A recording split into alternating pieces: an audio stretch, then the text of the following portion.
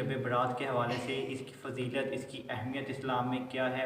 السلام علیکم، میں ہوں آپ کا دوست دانیال اکرام اور آپ دیکھ رہے ہیں یوٹیوب چینل دانیال کے ساتھ۔ جی میرے ساتھ جو ہے موجود ہیں علامہ قاری راشد، عالم دین ہیں۔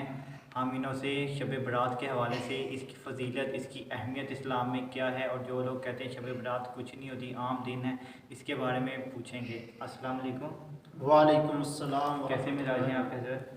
الحمدللہ علی کل حال۔ جی پہلے تو آپ یہ بتائیں، شب قدر جو ہے یہ کیا فضیلت ہے اس کی اسلام میں؟ بسم اللہ الرحمن الرحیم، الصلاۃ والسلام علی رسول الکریم۔ شب برات یعنی کہ شعبان کی 15ویں رات کو کہا جاتا ہے شب برات۔ اس کا مطلب ہوتا ہے چھٹکارے کی رات، یعنی جہنم سے آزادی کی رات۔ حدیث پاک میں فرمایا گیا کہ اس رات کو اللہ پاک اپنے بندوں کی بخشش فرماتا ہے کہ بنو کلب کی بکریوں کے بالوں کے برابر۔ یہ قبیلہ تھا جو بہت زیادہ بکریاں پالتا تھا، کہ ان بکریوں کے بالوں کے برابر اللہ پاک یا اس سے زیادہ، اس طرح کا حدیث پاک کا مفہوم ہے۔ بہرحال بنو کلب کی بکریوں کا ذکر آتا ہے کہ اللہ پاک اپنے بندوں کی بخشش فرماتا ہے۔ تو یہ عبادت کی رات ہے، اللہ پاک سے توبہ و استغفار کرنے کی رات ہے۔